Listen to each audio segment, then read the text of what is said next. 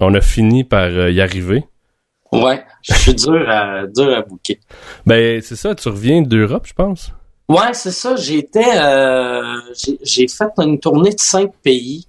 OK. Puis c'est plus pour le trip. Moi, quand je pars, c'est vraiment pour le trip. Tu sais, c'est pas... tu sais, il y a du monde qui se disent « Ah, je vais essayer de percer tel marché. » Moi, j'aime ça arriver dans une nouvelle place. Si ça marche, je vais retourner, mais tu sais, c'est jamais dans le but de faire carrière là-bas. Ben, de toute façon, j'imagine que vu que t'es pas connu là-bas, tu dois pas faire les grosses salles. Non, c'est des petites... C'est tout le temps des comedy clubs que je fais, d'habitude. C'est à peu près quoi? C'est 200-300 personnes? Des entre 50 puis 200, mettons. Ça dépend tout le temps. Tu sais, comme là, les meilleurs shows que j'ai eu là-bas, c'était à Amsterdam. OK. Il y avait un petit comedy club de, je te dirais, 100 personnes. Puis j'ai fait aussi un théâtre de 300-400. Mais c'était pas mon show à moi tout seul. Tu sais, j'étais un parmi tant d'autres. Mais c'est le fun. Ça doit être le fun, ces shows-là, comme à Montréal, sur Bishop, là, c'est le Comedy Club.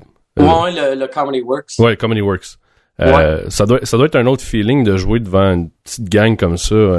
Ouais, mais c'est plus vrai, je trouve. Tu sais, de l'humour, c'est pas fait pour une trop grosse salle. Tu sais, comme le Centre Bell, c'est la pire salle pour l'humour au Québec, mais quand tu fais le Centre Bell, c'est poche pour l'humour, mais ça l'envoie un message de « je suis une grosse vedette ». Tu sais, c'est plus marketing que pour le rire. Ouais, mais tu sais, le Centre Bell, tu peux pas remplir le Centre Bell de vrais fans, selon moi, là. En tout cas, en humour. Non. Le seul que j'ai vu qui a réussi à faire des bons shows d'humour dans une grosse place de même, c'est Jean-Marc Parent. Okay. Dans le temps, mais il rendait ça un événement. Tu sais, fait qu'il y avait le band, il amenait des chars sur scène, c'était un gros show.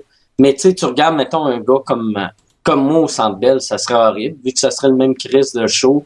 Mais, tu sais, on mettrait juste des screens, puis tu sais, ça prend de l'action. Tu sais, si tu joues dans la même place que le monde a vu YouTube, il faut que tu leur donnes un peu plus que juste un gars avec un micro. Ouais, tu peux pas avoir tes petites lumières en arrière, là, puis ouais, c'est ça, ça fait vide en crise, là, avec tes 4 lumières, puis... Mais là, t'allais-tu jouer en français, tu joues en anglais dans les autres pays, t'as fait quoi? Ça dépend. Là, j'ai pris comme décision que j'allais juste jouer en anglais ailleurs, vu que moi, j'ai un français trop québécois pour l'Europe. Okay. Mais vois-tu, je dis que je referai plus de show en français ailleurs, puis je m'en vais en Haïti le mois prochain. Okay. Mais ça va être, je pense, je leur ai dit, par exemple, si ils ont de la misère à me comprendre, moi, ça se peut que je fasse mon show en anglais. T'sais. OK. Mais fais-tu le même show en anglais? Oui, c'est le même stock. Okay. C'est, mettons, c'est un mix de, mettons, les 15 premières années que je faisais en humour.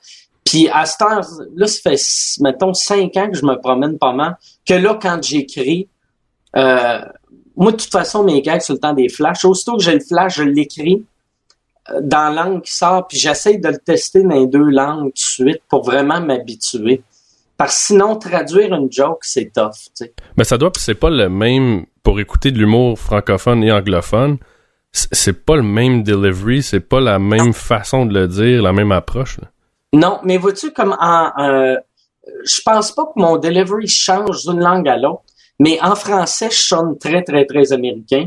Puis quand je parle, quand je fais mon stand-up en anglais, je sonne très, très, très québécois. Ou tu sais, j'ai un style d'humour qui est particulier pour eux autres, même si c'est du stand-up pur, là. Ouais. Je suis très... tu sais, les vieux Américains faisaient ça, les vieux Noirs, tu sais, comme Richard Pryor, Bill Cosby, c'est des histoires, puis moi, c'est un peu ça.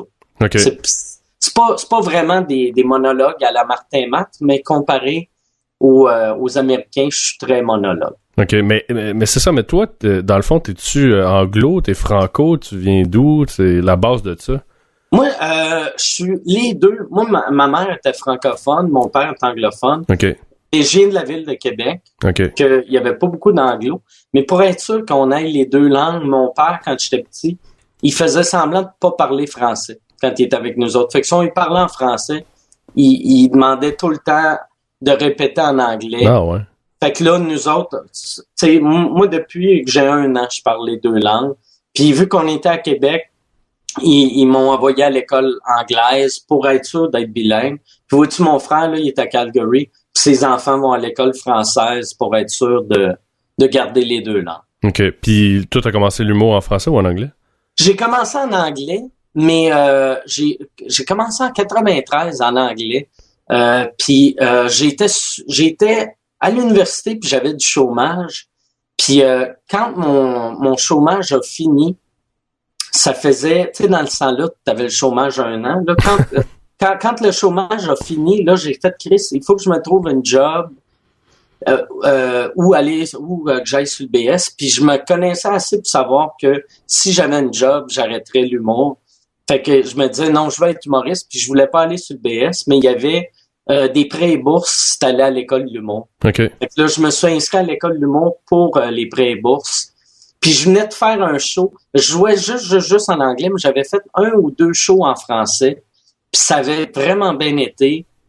Puis je trouvais le monde moins compétitif en français. Les humoristes de l'époque, en anglais, quand tu étais sur scène, tu voyais les autres dans le fond de la salle parler dans ton dos. Puis c'était bien compétitif, puis c'était bien trou de cul. Puis en français, je chantais que c'était plus... le monde était plus sympathique, puis c'était pas...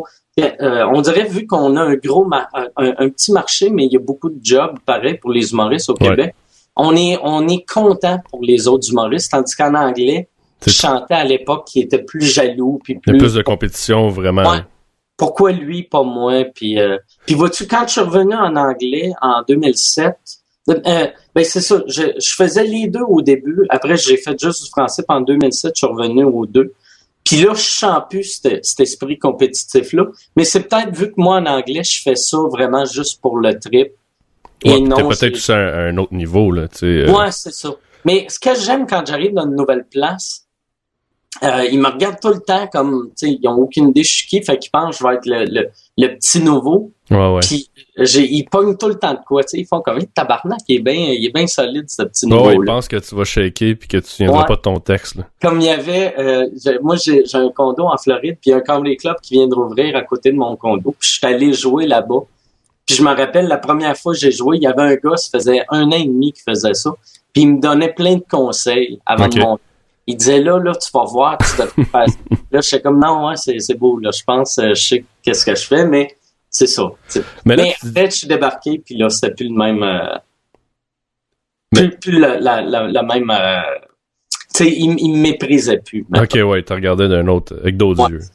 Mais là, tu disais tantôt que si t'allais travailler, tu savais que t'aurais pas fait d'humour. Tu faisais quoi? Tu t'enlignais pour faire quoi? Ben moi, je suis venu à Montréal pour aller à l'université. OK.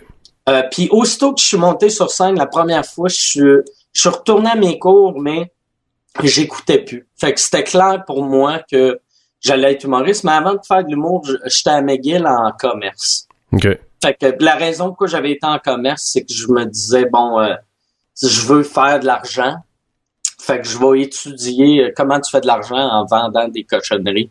Je vais trouver une manière d'être bon pour vendre mes cochonneries, puis c'est ça. Puis t'as-tu commencé à travailler là-dedans ou pas en tout? Non, pas pantoute. J'ai fait une session et quart à McGill, puis aussitôt que j'ai commencé à faire de la scène, je pensais rien qu'à ça 24/24. Fait que je le savais, puis je voyais des gars qui avaient mettons des gars qui étaient bien bons quand je commençais. Tous ceux qui avaient un plan B, c'était tout le temps leur plan B qui devenait leur vie. Fait que moi, je voulais pas de plan B parce que je savais que j'allais avoir des années tough. Puis, tu sais, comme, mettons, si tu te dis, bon, je pourrais faire tel job puis gagner, mettons, 100 000 par année, c'est sûr, ça tentera plus d'aller à Rimouski pour 75 piastres puis te faire chier. Puis, ben, c'est tough, là. Moi, tu t'as connais Geneviève Gagnon? Ouais. Bon, c'est une amie personnelle, puis tu sais, elle me disait ça, tu sais, elle est partie, elle, d'une bonne job, là. Puis elle dit, tu te garoches, là, puis tu t'en vas jouer devant des 30-40 personnes, puis t'as pas de réaction. Elle, je sais pas comment qu'elle a fait, parce qu'elle, en plus, c'était pas juste un plan B d'une possibilité d'une pas pire job, là, c'est une grosse job chez Bell Canada, puis... Mais c'est ça, moi quand j'étais petit, mon père, il me disait tout le temps, fais ce que t'aimes dans la vie, puis si t'es capable de payer le loyer, c'est en masse, tu sais. Puis j'ai tout le temps eu cette attitude-là, surtout en commençant, que mon but dans la vie, c'était juste de gagner. Mon rêve, c'était de gagner 30 000 par année je me disais 30 000, je vais payer mon loyer, je vais pouvoir avoir mon frigidaire va être plein, puis je vais avoir un char. Mais ça doit être quand même sans joke, tu sais, parce que bon, on connaît ceux qui sont plus connus, ils ont du succès au Québec ou ailleurs, mais 30 000, quand t'arrives à faire 30 000, c'est parce que tu dois quand même rouler pas pire juste en faisant de l'humour, là. Oui. Ben, surtout dans les premières années, vu que, tu sais, t'es payé comme 50 pièces par show. Ouais, c'est ça. Chris des shows, là, pis t'as rendu à 30 000. Mais non, c'est ça. Moi, ça m'a pris, mettons, avant d'être capable de vivre de ça, 5 ans. OK, puis tu faisais un autre job en même temps? Non, mais je vivais de ça. La première année, c'est ça, j'avais mon chômage. Deuxième année, j'avais les prêts et bourses à cause de l'école de l'humour. Fait que, en fait, c'est la troisième année. Là, je me suis mis à animer dans les bars. Puis je vivais de ça, mais je vivais serré, mettons. Mais tu sais, ma mère m'aidait souvent, là. Tu mangeais du craft dinner, là. Ouais. Puis même pas, je mangeais tout le temps. C'était des ramen. OK. Puis des fois, je mettais du thon. J'achetais des hosties. Même pas du ballonné, mais des hosties de gros blocs comme de cam, là. Ouais.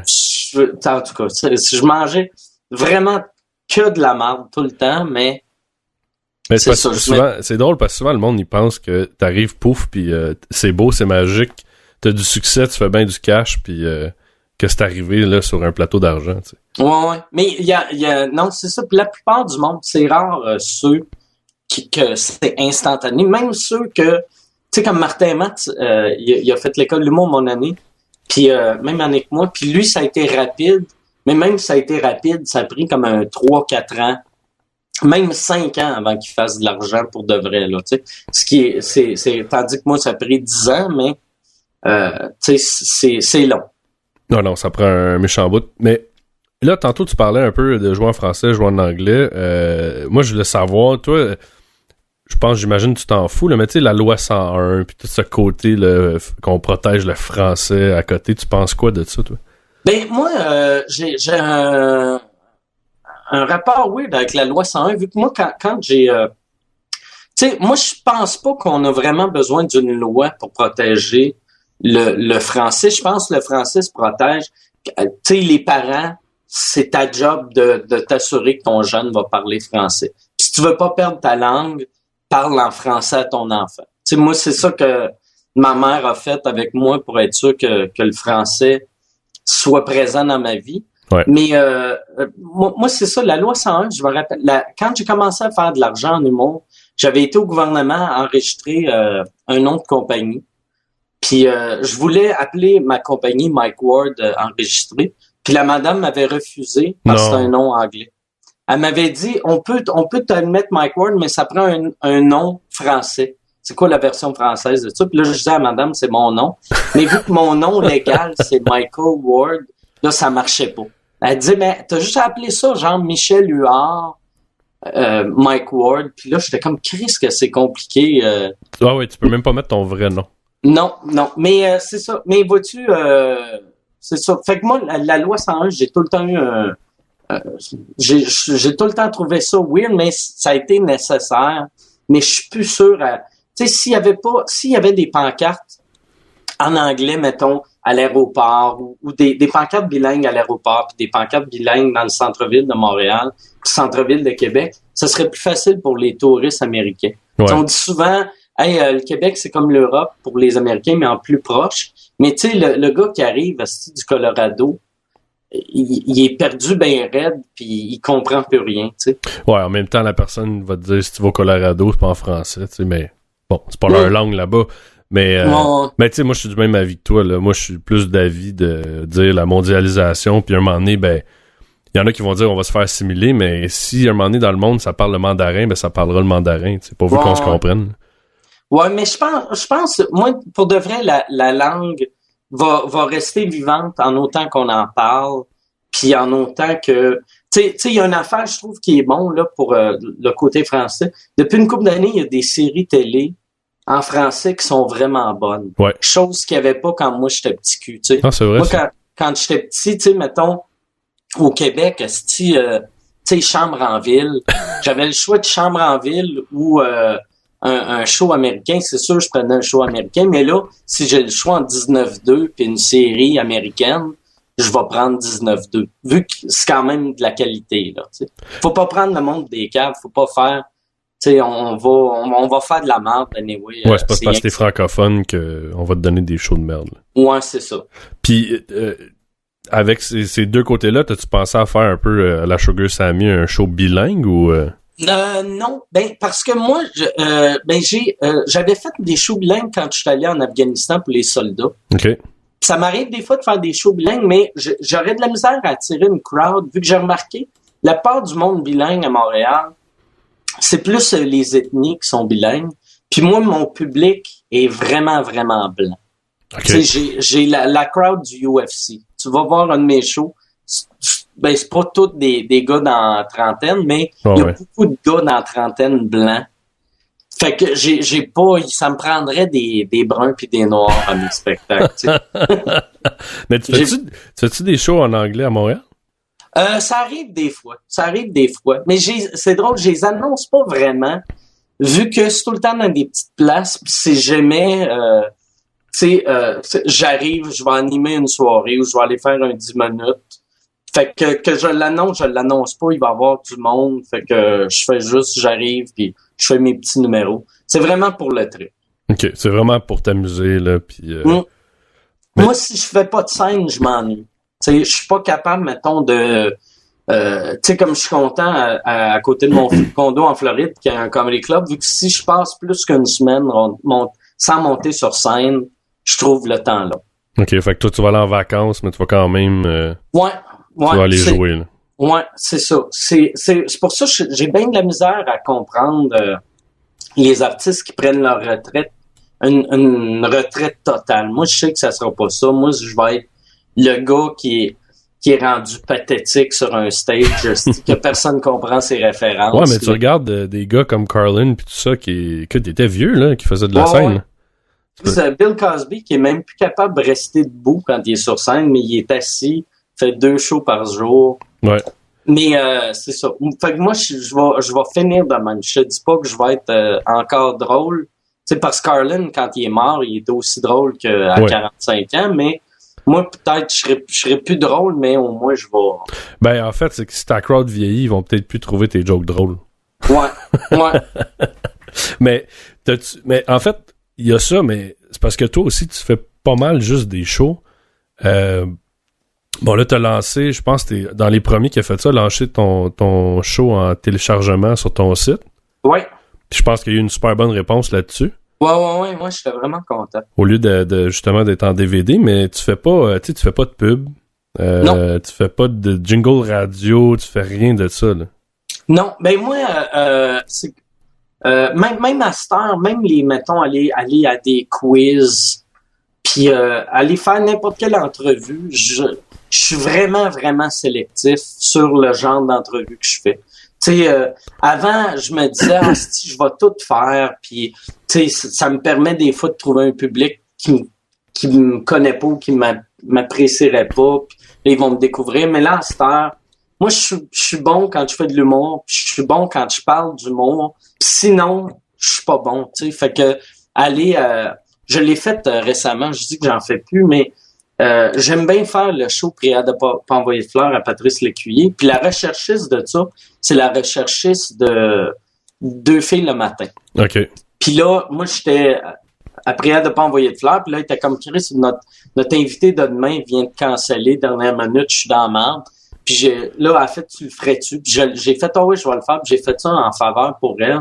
Mais tout le long de l'entrevue, je me disais, qu'est-ce que je fais ici? C'était tellement pas ma place. Tu sais, l'animatrice, je voyais que tout ce que je fais, elle haït, elle me juge à mort. Puis j'étais comme, je suis trop vieux pour aller à quelque part défendre mes opinions, défendre mes jokes. Tu sais. Là, à ce temps, je veux... c'est ça, moi, le fait que mon but, c'était 30 000 par année, je peux être sélectif. Tu sais, parce que pour de vrai, moi, je retombe à gagner. Là, ça va bien, mes affaires, mais je retombe à gagner 30 000 par année.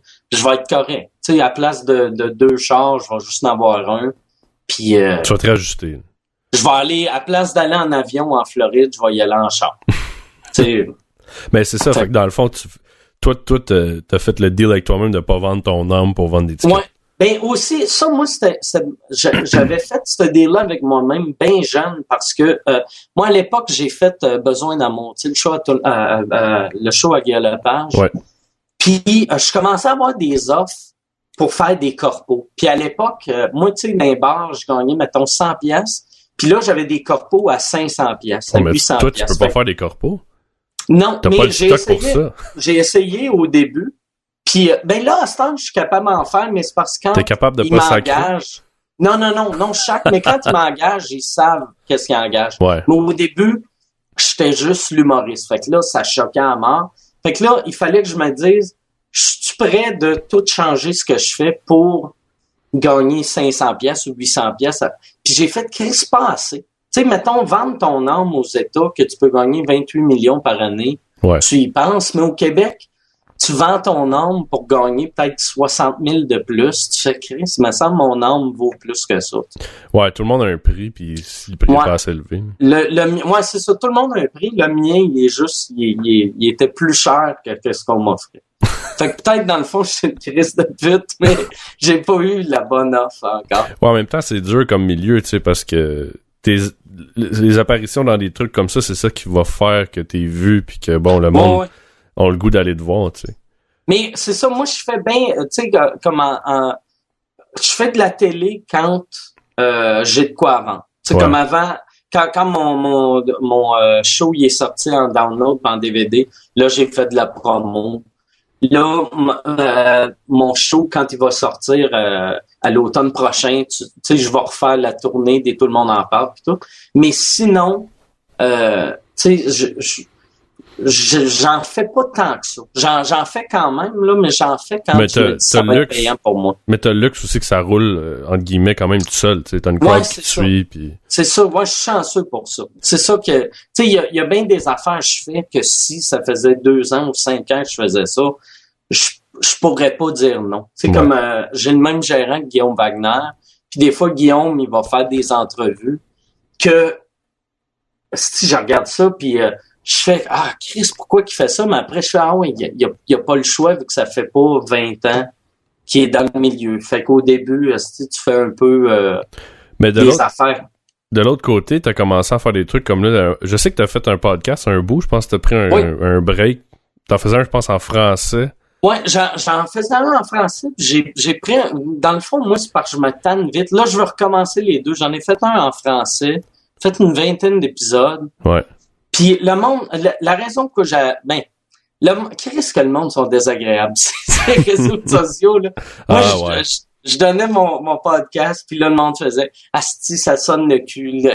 Puis là tout le monde disait asti, engage-toi quelqu'un pour faire un meilleur son, puis blabla. C'est tout moi qui faisais, puis là j'étais comme en tabarnak. Fait que là j'ai fait un setup avec un ami qui est réalisateur pour que ça soit filmé comme du monde, qu'il y ait du bon son, mais ça me coûtait. Tu sais, ça me coûtait de l'argent. Puis là, j'étais comme, Chris, ça me coûte 300 pièces du podcast, puis je me fais rien.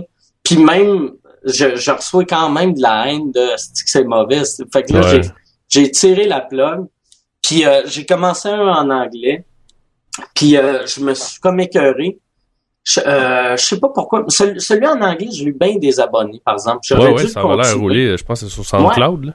Ouais, j'ai 180 000 abonnés sur SoundCloud. Quand même beaucoup, là. Ouais, vraiment. J'ai plus, mon podcast avait commencé la même semaine que le podcast à Andrew Dice Clay. Puis j'ai plus d'abonnés que lui. Puis à chaque semaine, tu sais, les premières semaines, on était dans les 2 podcasts que SoundCloud poussait le plus. Ouais. Puis c'était le mien qui avait le plus d'abonnés, mais je me suis tanné, mais là, je vais recommencer à faire les 2. Mais le podcasting est vraiment fort maintenant aux États-Unis, puis ça s'en vient justement au Québec et tout ça. Mais c'est drôle ce que tu disais par rapport au son. Tu sais, je sais pas si t'as déjà écouté celui de Rogan, mais qui est un des plus gros podcasts en ce moment là, en Amérique. Puis lui aussi, il avait un son de merde, puis il dit là, il dit arrêtez de me faire chier avec mon son. Il dit ça va être comme ça, tu sais. Parce qu'il dit c'est du temps que tu donnes, puis comme tu dis, ça te coûte de l'argent, tu sais. Fait que si ça rentabilisait, t'avais... Puis encore là, je pense que c'est pas ton genre d'avoir un intro avec un publicitaire puis tout ça. Mais non, c'est tough aussi ce milieu-là, tu sais, c'est toi qui gères tes invités. Là, le monde il se présente pas ou ça rappelle pas. En tout cas, c'est tough. Tu sais, comme moi en plus, mon podcast c'était tout le temps 2 humoristes. Comme là, quand je vais le ramener, ça va être encore 2 humoristes, mais je vais prendre des réguliers. Okay. Parce que c'était rendu compliqué, tu sais, vu que c'était tout le temps 2 humoristes différents. Fait que j'en ai fait, je pense, 26. Fait que je suis rendu à 52 personnes. Puis là, d'appeler un tel, bon, t'entends-tu bien avec lui? Puis souvent, c'est des amis que, tu sais, ou des connaissances qui connaissent rien. La technologie. Ouais, c'est ça. Fait que juste essayer d'expliquer comment installer Skype. J'avais l'impression que Chris, tous les humoristes avaient 85 ans. Puis c'était complexe. Fait que au début, j'avais même acheté des ordis. Puis j'avais engagé un gars. T'avais shippé ça. Geneviève elle m'avait appelé en panique. Elle m'a texté. Elle a dit, faut que tu m'aides. Je suis pas capable. Ça marche pas. Mais c'est ça. Je leur envoyais un ordi. Et que je me disais, ça va être plus simple. T'as juste à cliquer. Puis il y avait pas de programme. Sur l'ordi, t'avais SoundCloud puis Skype puis that's it. Mais pareil, le monde... Non, c'est tough. Fait que, mais vois-tu, pis toi en plus, c'est ça le monde ne comprenne pas, vu qu'ils sont habitués, mettons, au son radiophonique. Ouais. Fait que, et puis ils comprennent pas quand ils écoutent un poste de radio, t'as l'animateur, t'as 48 personnes en arrière. Ouais, t'as des consoles de mixage, t'as toutes sortes de stocks. Tandis que toi, c'est toi chez vous, tu sais. Ouais. Mais, fait que le monde devrait être plus cool. Puis je pense qu'ils sont, mais pas longtemps. Ouais, mais des fois, c'est de prendre pour acquis, tu sais. Moi, ça m'a fait mon show. Je m'amuse, tu sais, j'ai du fun, mais je paye mon hébergeur, j'ai du plaisir, mais reste que je mets du temps, je mets de l'énergie, mais j'ai pas de pub. Le monde se font pas chier à entendre des cochonneries. S'ils écoutent mon show, c'est parce qu'ils ont le goût de l'écouter, ils le download parce qu'ils ont le goût de l'écouter, tu sais. Ouais. Fait que si ton monde, il download ton show, c'est quand même parce qu'ils ont le goût de l'écouter. Ouais, t'as combien d'abonnés? J'ai pas nécessairement de stats d'abonnés parce que j'étais un peu TuneIn, Stitcher, iTunes. OK. Mais ça varie ça dépend des épisodes, là, mais des fois ça monte à 5-6 000 écoutes par show, là. C'est bon. Ouais, je suis pas un gros show, mais des fois ça lève, là. Ça dépend c'est qui, évidemment. Je sais pas si toi tu fais ça. Je le faisais mon show en français, mais après l'anglais c'était énorme, là, mais je regarde souvent de quel pays que le monde écoute. Parce que j'ai remarqué, tu sais, surtout pour des podcasts, mettons à cette heure avec Internet, c'est rendu compliqué pour un Québécois à l'extérieur du Québec, pogner, mettons, la télé québécoise, la radio québécoise, mais les podcasts, j'avais du monde, des Québécois en Australie qui m'écoutaient, partout en Afrique. Ça, j'ai capoté pour mon podcast anglais quand je regardais les stats. J'avais 48 personnes au Pakistan. À chaque épisode, tu sais, au début, ça montait, mais mettons, les 10 derniers, c'était tout le temps 48. La même gang. Fait que d'après moi, c'est ça. Ça devait être soit des Québécois, soit des Canadiens, ça me surprendrait que ça soit des Pakistanais. Mais ça ouvre la porte au monde, tu sais. J'ai un autre podcast de musique. Puis la même affaire, des fois, je regarde les pays, le Japon, l'Allemagne, là, tu te dis, hey, c'est malade, là. Ah ouais? Tu sais, le monde, ils peuvent... Puis, comme tu disais tantôt, l'accès à la télé québécoise, ces choses-là, c'est difficile. Puis toi, t'es un Québécois qui déménage à l'extérieur. Mais tu peux suivre ça avec toi. Ouais. Puis l'écouter dans un autre pays. Ouais, puis aussi, tu sais, comme la télé québécoise, tu peux pas le regarder quand t'es dans un autre pays. Non, il bloque le calique. Mais la radio te bloque pas, mais la radio conventionnelle, si toi t'es en Australie, puis tu veux écouter un show radio du matin du Québec, tu veux pas l'écouter, tu sais, tu veux pas te lever à 2 heures du matin ou à 4 heures l'après-midi entendre parler du matin. Tu veux l'écouter quand ça donne. Mais je pense qu'en même temps, là, ils ont plus vraiment le choix, là, parce que c'est tellement les sources d'informations, les gens peuvent les prendre n'importe où. Fait que si moindrement ils sont pas sa coche, le monde, ils vont se tanner, ils vont aller chercher d'autres sources. Ouais. Fait que, tu sais, même, je sais pas, t'as pas accès à Radcan ou RDI à l'extérieur? Non. Je sais pas si en Europe, en Europe, ça me surprendrait, mais je sais qu'aux États, moi, ils te bloquent? Et tu sais, moi, c'est ça, j'ai essayé de regarder le bye-bye, puis il a fallu que j'aille un VPN changer. Ah, ok, ouais. Puis, sont très... Mais la Floride, ils tolèrent pas. T'as pas le droit de te mettre une coupole de belle ou... Mais moi, c'est parce que le condo que j'ai, les frais de service incluent le câble. Fait que, puis j'ai déjà, mettons, le câble qui te donne avec, j'ai comme 200 postes. Okay. Fait que là, ça me tente pas. Puis j'y vais pas assez souvent pour que ça vaille la peine de puis je sais même pas si mon condo association me laisserait mettre une coupole. OK, fait que ça serait plus le bordel que... Ouais, c'est ça. Comme au début, par exemple, moi, j'avais une affaire qui s'appelle un Slingbox. Ouais, c'est hot, ça. Que je m'en servais beaucoup, mais là, je m'en sers moins, mais je sais comme, là, 2-3 ans, pendant les oliviers, j'étais en Europe, puis j'étais en Écosse, puis je regardais les oliviers de l'Écosse. Pour ceux qui savent pas c'est quoi un Slingbox, c'est comme une petite boîte que tu mets sur ton récepteur hélico ou ton Bell, puis tu peux contrôler à distance par ton laptop, puis changer tes postes, puis tu peux streamer par ça. Puis pour que ça soit vraiment simple, c'est que tu dis, mettons, quel système que t'as, puis t'as un dessin de la manette qui vient avec ton système. Fait que la seule affaire qui est weird, par exemple, c'est qu'il faut que tu prennes une TV qui sert pas beaucoup. OK. Parce que sinon, tu sais, comme moi, je l'avais connecté sur une TV dans le sous-sol que personne n'utilise parce que un moment donné, on l'avait dans la TV du salon. Puis ma belle-mère était ici. On a regardé le bye-bye en Floride. Puis là, un moment donné, ça a changé de poste. Là, on était comme tabarnak, là, t'appelles au Québec. Hey, remets ça au bye-bye. Mais t'avais plus de contrôle? Ouais, non, non, je pouvais le rechanger. Ah, mais tu te battais contre elle. Je l'avais rechangé, elle l'avait rechangé. Fait que c'est ça.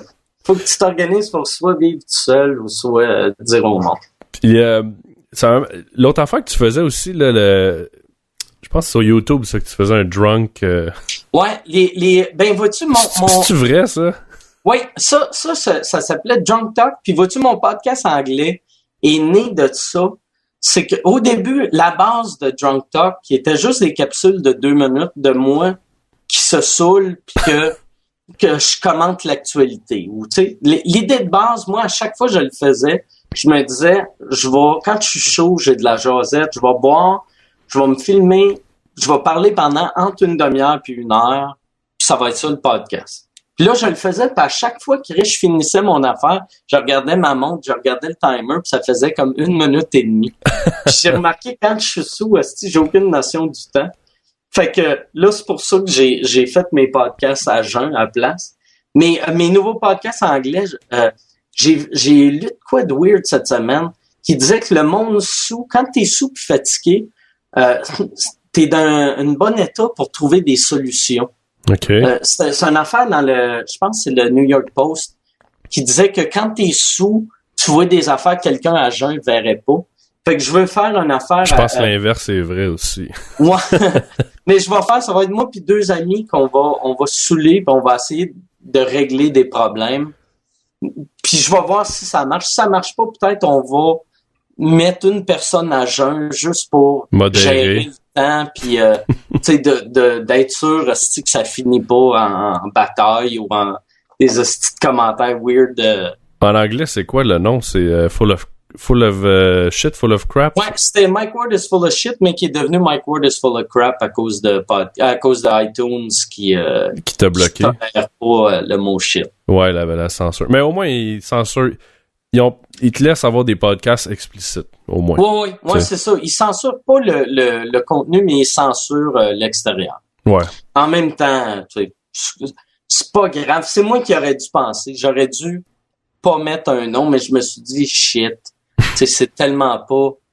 Mais en tout cas, tu sais, les Américains sont très, très, très facilement. Ouais, ça, c'est très Apple, hein. Ouais. Très contrôle, on veut pas que... On va avoir l'air propre. Ouais. Mais j'ai des questions qui ont rapport à cet été, parce que c'était là qu'on avait commencé à se parler, là. Mais je voulais revenir sur les galas de cet été. Oui. Puis je sais que tu as eu un gala. Oui. Puis je voulais parler du Charlot qui est rendu comme de la crap. Où est-ce que tout le monde peut rentrer? T'en penses quoi de ça? Ben justement, c'est drôle que tu dises ça parce qu'aujourd'hui, Jean-Thomas Jobin m'a fait un gag par rapport à ça. Parce que moi, l'été passé, il y avait un soir, il y a comme une sans-abri qui était arrivée à notre table, puis là, elle nous jasait. Puis moi, j'avais pas réalisé que c'était une sans-abri. Puis là, Jean-Thomas parlait avec. Puis là, la fille, elle disait, moi, j'aimerais ça être humoriste aussi. Mais elle disait juste ça parce qu'elle voyait les humoristes. Puis elle disait, moi, j'aimerais ça avoir de l'argent, tu sais. Puis moi, j'ai entendu qu'elle voulait être humoriste. Puis on dirait, moi, j'ai tout le temps aimé la relève en humour. Fait que là, je commençais à donner des conseils à la fille. Puis après une phrase écart, j'ai réalisé que je suis en train de donner des conseils à un sans-abri. Comment percer en humour. Puis là, fait que j'ai comme arrêté mon conseil. Puis là, elle m'a juste regardé. Puis elle a fait, tu peux-tu me payer un jus? Oh my God. Puis là, j'ai fait, non, là, j'ai payé un jus. C'est drôle, le lendemain, tu sais, fait qu'ils ont laissé rentrer une sans-abri. Le lendemain, ils ont pas laissé rentrer ma blonde. Non. Là, je suis comme, Chris, ils laissent rentrer les sans-abri, mais pas ma blonde. Ça, c'est drôle. Je comprenais rien. Mais c'était bizarre cette année. Il y avait comme pas de... Tu pouvais rentrer... Il y avait pas de passe. Il y avait... Non, il y avait pas de sécurité. Il y avait pas... Vois-tu, moi, c'est niaiseux, mais c'est ça que j'aime des espèces de tentes VIP ou whatever. C'est que t'as l'impression que c'est VIP. Puis tu sais, je suis pas un gars jet set, puis je suis pas un gars VIP, mais il y a de quoi des tentes d'un festival que j'aime. Ouais, mais en même temps, tu dois avoir le goût quand tu sors de scène, tu sais, normalement, le but de ce place-là, c'est d'aller relaxer, prendre un verre. Ouais, c'est ça. Décontracter, t'as pas le goût nécessairement. Ça veut pas dire que t'aimes pas le monde, mais t'as le goût d'avoir ton intimité des fois, puis relaxer. Ben, t'as le goût d'être dans une place que tu te feras pas prendre en photo, puis tu vas peut-être voir... tu sais, c'est le fun de voir, mettons, une vedette qui est sous-mort. Tu sais, un gars qui est clean d'habitude. Ouais. Tu sais, c'est pas lui, là, mais mettons de voir Charles Lafortune faire de la poudre, il y a de quoi de magique, tu sais. Ouais. C'est ça. Je l'ai pas vu faire de la poudre, là, mais il y a de quoi que j'aime de ça. Il y avait, vois-tu, à Québec, la dernière fois que j'étais allé à Québec, j'avais été à leur espèce de Charlot. Puis il y avait une madame, astique, elle me lâchait plus. Je suis en train de manger, puis elle était juste venue me dire que c'était pas bon ce que j'avais fait. Fait que là, j'avais fait OK, puis je mangeais. Puis là, je m'étais levé, puis j'avais été au bar, puis là, elle m'avait suivi au bar, puis là, elle continuait à m'insulter. Puis j'avais demandé, avait fallu que j'aille à la porte dire au gars, Chris, sortez-la, ça prend une passe ou... Tu sais, ça me dérange pas qu'il laisse n'importe qui rentrer, mais ça serait le fun. Ben, comme pouvoir un bouncer. Manger. Ouais, pouvoir manger sans me faire dire que c'était de la merde ce que j'ai fait. Mais c'est ça, t'as-tu déjà eu des cas de stalker ou du monde du harcèlement, des trucs de même, toi? Non, pas vraiment. Pas vraiment. J'ai eu, quand il y a eu l'affaire de la petite Cédrica, j'ai eu du monde devant chez nous pendant une couple de jours. Ah ouais? Mais sinon, ça a tout le temps été cool. La seule affaire, moi j'ai été bien parano longtemps, vu qu'à peu près en 95-96, quand je commençais à animer d'un bar, le téléphone avait sonné chez nous un moment donné à 3h du matin, puis c'était un gars avec une voix weird qui faisait « Mike Ward, je vais te tuer, Mike Ward, je vais te tuer, Mike Ward, je vais te tuer », puis là, j'avais raccroché, puis j'avais eu la chienne, puis après ça, tu sais, quand ça sonnait à la porte, puis je savais pas c'était qui, je répondais pas. Puis j'ai appris, genre, il y a 4 ans, que c'était Stéphane Fallu qui avait appelé chez nous. Il m'a raconté ça un soir. Il était sous, il avait appelé, puis là, il se disait, ah, c'est drôle, je vais faire accord à Mike que je veux le tuer.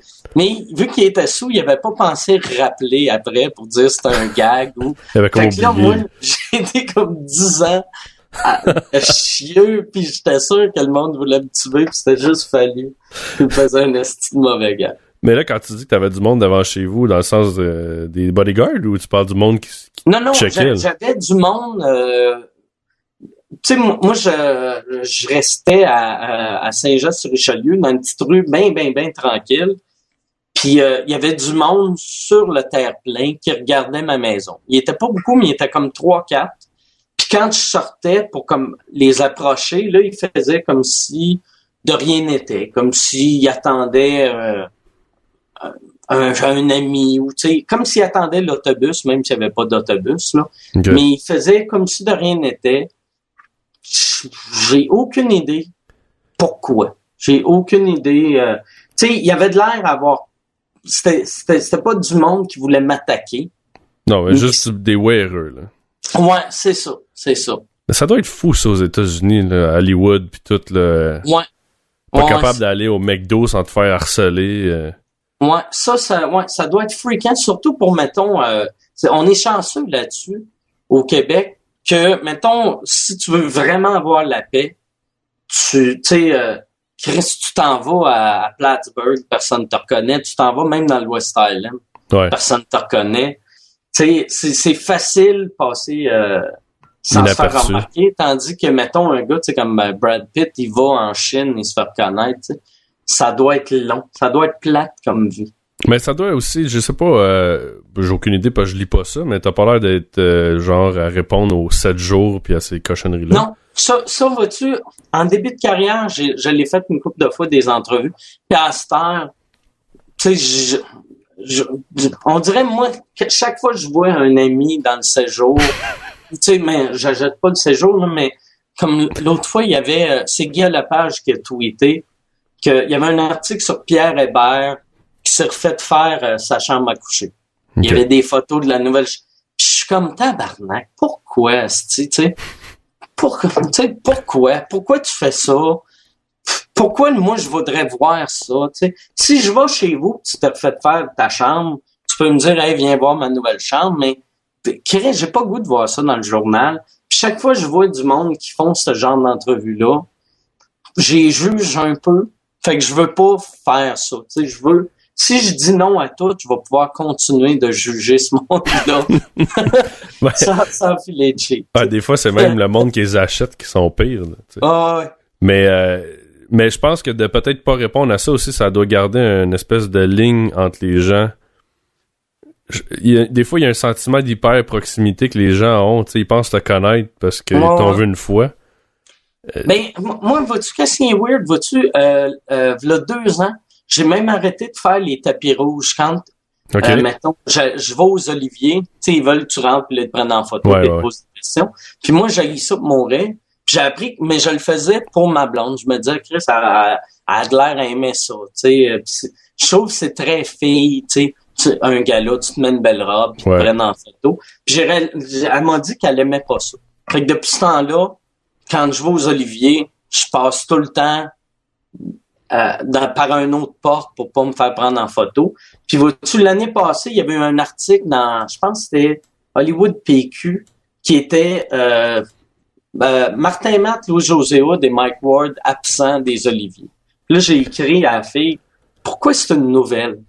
Tu sais, c'est quoi qui fait que c'est une nouvelle que Martin Matt était pas là ou moi je suis pas là? On s'en calisse. Parle du monde qui était là. Ouais. T'sais, mais je pense que le monde se garoche maintenant pour des nouvelles, là. Tu sais, d'annoncer comme Pat Burns qui était mort avant qu'il soit mort. Il y a une espèce de voyeurisme, je pense, qui vient avec toutes les émissions aussi d'Occupation Double et tout ça. On dirait que ça crée que le monde a tellement soif d'avoir l'espèce de nouvelles ou de scoop, ça vient maladif. Ouais. Vois-tu, Occupation Double, ça c'est un show, c'est ça qui est weird, tu sais, que je dis que moi je veux soit parler d'humour ou faire de l'humour, mais Occupation Double, je l'ai fait, tu sais, je suis allé faire un numéro d'humour dans leur maison quand j'étais en Espagne. OK. C'était drôle, j'ai essayé d'expliquer ça à un de mes chums, tu sais, il était comme, Chris, pourquoi tu fais Occupation Double? Mais je disais, je m'en vais faire de l'humour à Occupation Double. Fait que faire de l'humour dans le salon devant 4 personnes en Espagne ou faire, moi, tu sais, j'ai fait plein de concours avec mon site web, j'en fais un autre, que je fais des shows chez le monde. Il y a de quoi de trippant, je trouve, pis de weird de jouer devant 4 personnes. C'est vrai que ça doit être assez weird. Ouais, mais j'ai été chanceux, vois-tu, je l'ai fait, quand j'ai fait Occupation Double, c'était écœurant, vu qu'eux autres, ça faisait 2 mois qu'ils n'avaient pas vu personne. Fait que le fait que moi j'arrive, il était tellement heureux de me voir. Puis j'ai fait des concours avec mon site web que les 3 fois que je l'ai fait, j'ai tout le temps pogné des gagnants le fun.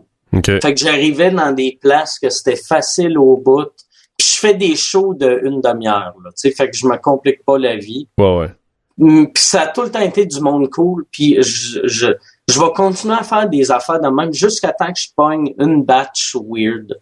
Que je m'en vais chez quelqu'un. C'est là que ça va arrêter, là, ça, c'est... Ouais, c'est sûr qu'après ça, j'aurais plus de goût, vu que je vais me rappeler la fois qu'il y avait le bonhomme en bobette qui me regardait faire mes jokes. T'sais. Parce que, je la nommerai pas la personne, mais j'ai une personne dans le milieu qui avait fait, je pense qu'elle faisait un concours, pis c'était comme gagner un dîner avec.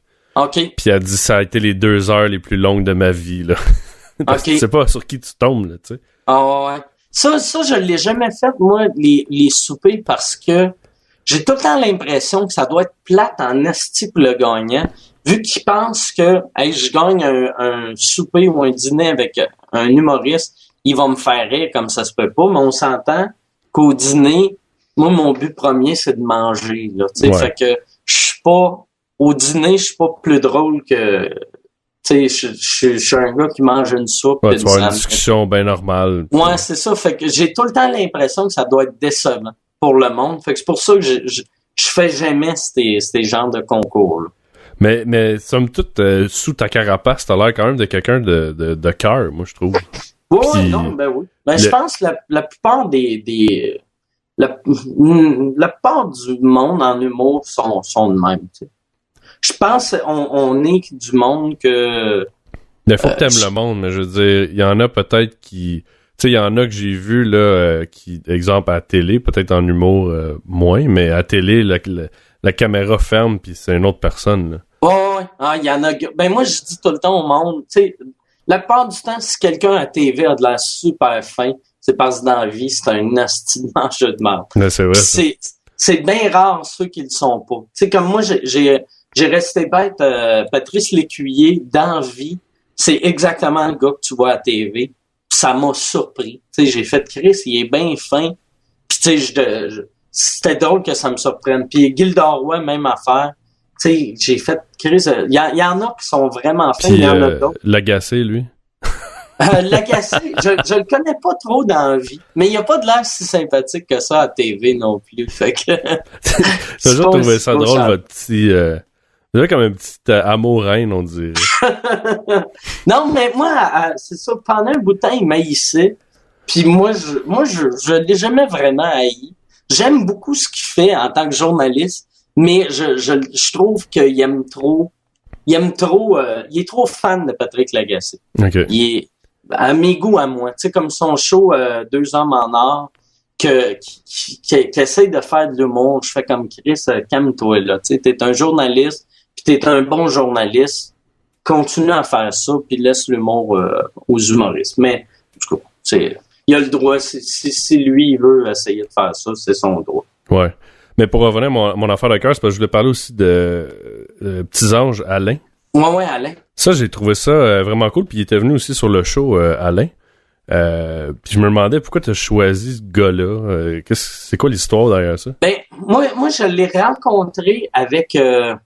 l'année que j'étais aux Oliviers, que j'étais en Écosse pendant les Oliviers, j'avais été en nomination pour humoriste de l'année.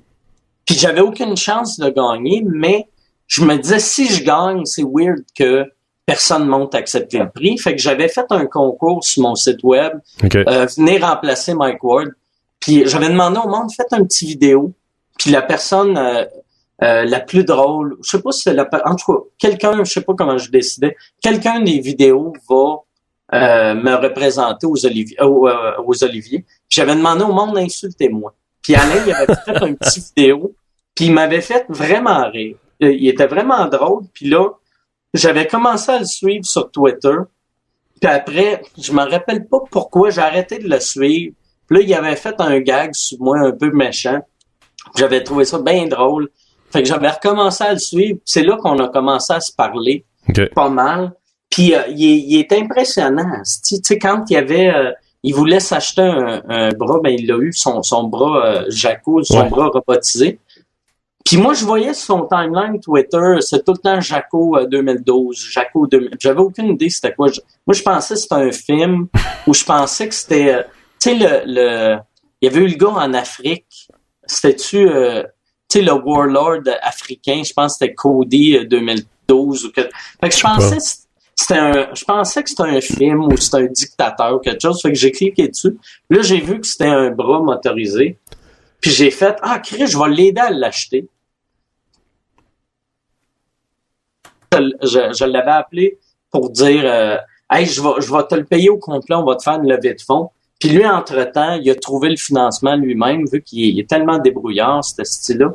Puis, fait que là, j'étais comme mal de pas... J'y ai pas aidé à avoir son bras. Puis après, quand... puis c'est le gars le plus positif de la planète. Ah, c'est fou, hein, il te parle, puis... Même, moi, vois-tu, mon émission Kleptomane à Musique Plus, il y avait un épisode, j'étais malade. Puis je reçois un message d'Alain qui fait « Hey, Mike, je t'ai vu à TV, si t'avais de l'air blanc, repose-toi. » Puis là, j'étais comme « Chris, il est fin. » Tu sais, le gars, il peut à peine bouger sa main. Ouais. Puis il me voit à TV, puis il fait « Chris, il a pas de l'air bien. » Puis il me dit de me reposer. Il est tellement fin. Puis quand...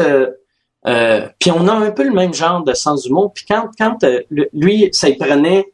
40 000 de plus pour rester chez eux. Ouais, pour avoir ses services avec ses infirmières. Pour avoir ses services, puis il réussissait pas. Puis là, il avait fait un gag sur Twitter que j'avais trouvé vraiment dark. Il avait fait, ça me coûterait... il avait écrit, ça me coûterait 40 000 pour avoir les soins à la maison ou 1,25 pour m'acheter une balle. Puis là, j'avais fait... C'est un bon gag, mais Chris, c'est dark fantasy, là, tu sais. Fait que là, je l'avais appelé. On avait parlé, puis là, j'avais dit, hey, je vais t'organiser un show pour te ramasser ton 40 000. Puis j'ai pas réussi à ramasser 40 000, mais l'année passée, on a ramassé 20 quelques mille avec ça. On va le refaire cette année au mois d'avril. Ben, je trouve que c'est une belle attention, là, parce que, comme tu dis, il est vraiment... Moi, on a fait une émission jusqu'à temps qu'il était capable, là, parce qu'il y a des problèmes aussi respiratoires. Mais moi, j'ai trouvé ça... l'énergie que ce gars-là a, dans la condition qu'il est, ouais. Je trouve ça écœurant. Ouais, lui, là, c'est le meilleur exemple de tout le monde qu'on chiale à propos de nos affaires. Chaque fois que je pense tout le temps à lui. Tu sais, mettons, un matin, je file pas bien. Je fais tabarnak, je vais arrêter de chialer, là. Tu sais, ma vie est facile en tabarnak, là, comparé à celle d'Alain. Puis Alain, il est tout le temps positif. Il est tout le temps souriant. Puis c'est sûr que il doit pas tout le temps être souriant, il doit avoir des journées que ça va pas bien, mais il continue, puis c'est une machine de PR, ce gars-là. Ouais, moi, son sens de l'humour était écœurant aussi. Moi, j'avais même fait une couple de brainstorm j'avais dit, tu devrais devenir motivateur.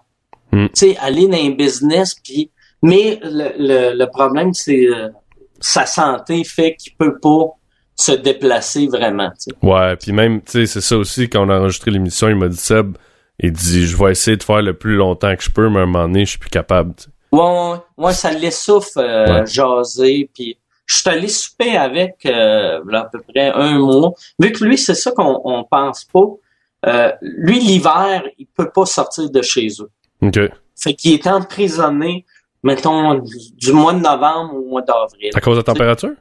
Ouais, tu sais, vu que, non, c'est surtout la neige puis la slotch puis tout. Parce qu'il est en fauteuil pis tout ça. Ouais, c'est ça. Fait qu'il peut pas, tu sais, fait qu'il est pogné en dedans longtemps. Puis il y avait un de ses amis qui m'a dit, hey, je fais un souper pour Alain pour sa fête. Ça te tente-tu de venir? Puis je suis allé, puis c'était vraiment cool, tu sais. Puis il est tellement fin, c'est vraiment. Ouais, c'est vraiment une merveille. Mais c'est vrai, moi, avec, c'est devenu une espèce de source d'inspiration quand tu chiales après ton n'importe quoi là, qui va pas là, dans ta vie. Là, tu regardes, tu te dis, lui, là, c'est comme, gars, si lui est capable d'avoir cette énergie-là, puis moi, je chiale pour une marde, là. Ouais. C'est vraiment écœurant. Ouais. Puis là, tu parlais des médias sociaux. Je sais que t'es quand même pas mal présent. Ouais.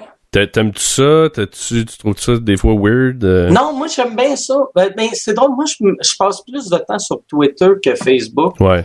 Puis, moi, j'ai remarqué, je suis content pour ça. Avant, tu sais, j'avais mon blog.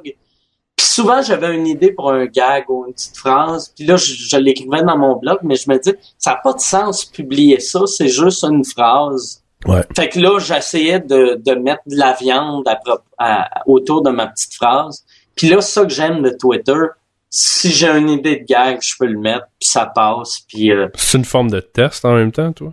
Non, mais ça arrive des fois. Tu sais, comme j'ai fait un gag l'autre fois sur Twitter, que après j'ai fait, je vais m'en servir dans mon show. Okay. Le gag, c'était quelqu'un me disait, hey, c'est le fun, tu voyages pas mal. J'avais fait, moi, mon humour est super international. Tu sais, j'ai des jokes de graines, des graines, il y en a partout. En Chine, ils ont des graines. En Thaïlande, même les madames ont des graines. Puis là, en écrivant ça, je fais, Chris, c'est un bon gag. Si je vais le faire sur scène. Puis j'avais un gag dans mon show My Quad Sex Force sur René Angélil que j'avais écrit. J'étais en show en France. Puis j'avais écrit dans la journée un gag sur René Angélil.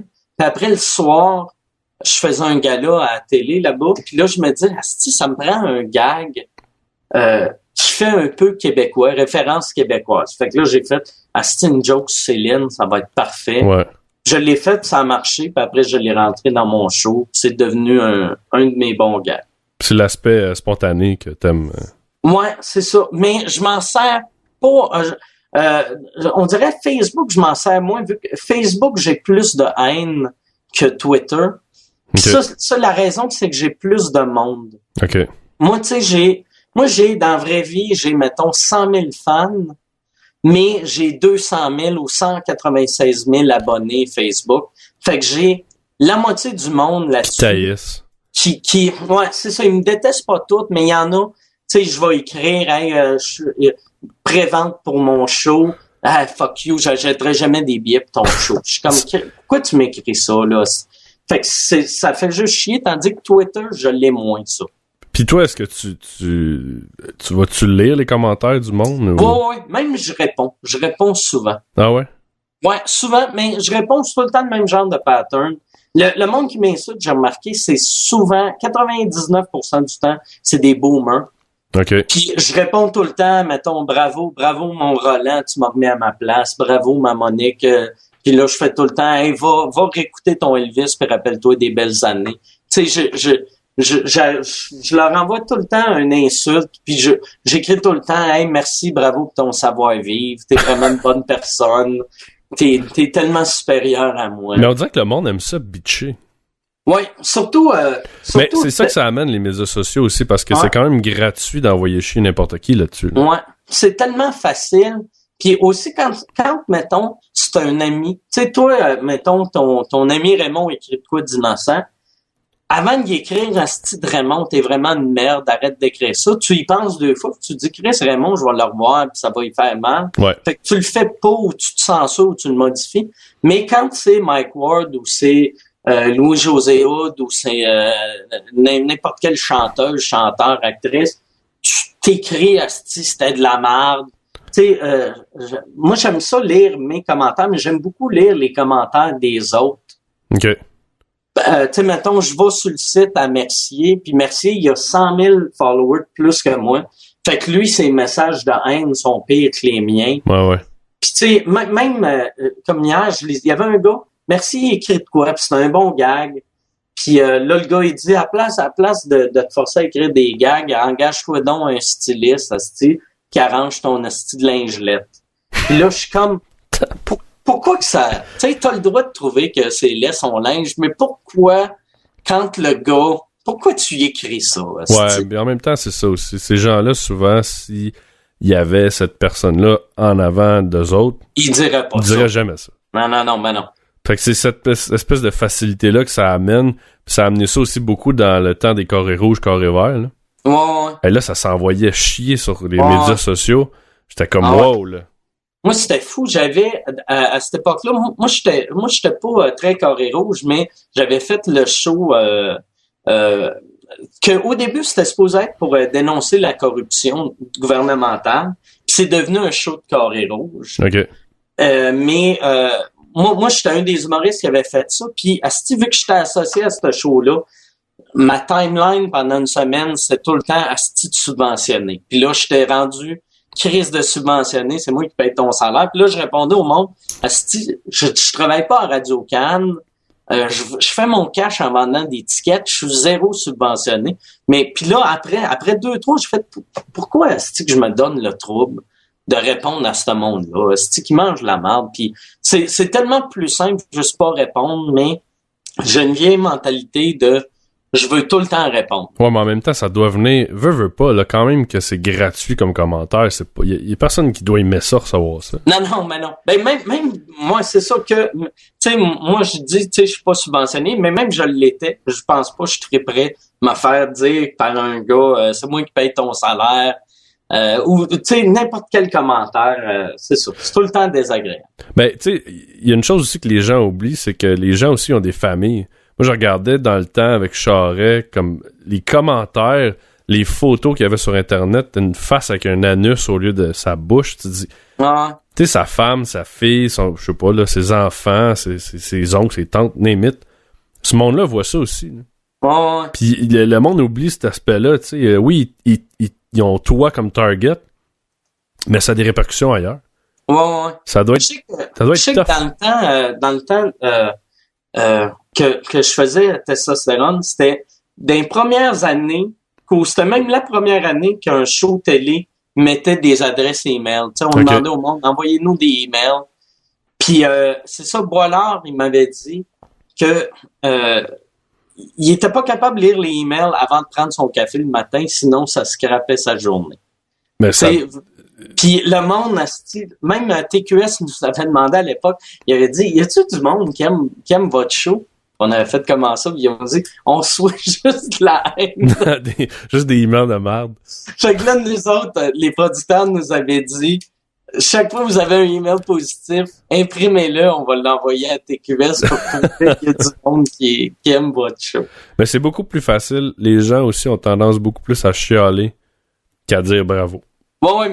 Mais moi, c'est une affaire que j'ai commencé à faire là, une couple d'années. Quand je vois quelque chose que j'aime, j'envoie un email ou un message. C'est encore plus facile à faire avec Twitter. Là. Ouais. Mais j'envoie un message à la personne. Tu sais, comme Série Noire, c'est un show que j'ai vraiment beaucoup aimé. Puis quand j'ai vu la première, je me suis dit, c'est vraiment bon. J'ai checké le nom du créateur de Série Noire. J'ai regardé sur Twitter. J'ai envoyé un message, hey, bravo. Ça t'a pris quoi? T'as pris 2 minutes, puis lui, ça a fait sa journée. C'est ça. Ouais, c'est ça. Parce tu sais, même si moi je trouve que c'est un bon show, c'est sûr qu'il doit recevoir des marrons qui écrivent que c'est de la merde. Puis c'est ça. Il faut donner du positif aussi. Hey Mike, merci d'avoir été là. Ben merci à toi. Ben je vais te laisser sur une dernière question un peu weird. OK. C'est quand la dernière fois que t'as pleuré?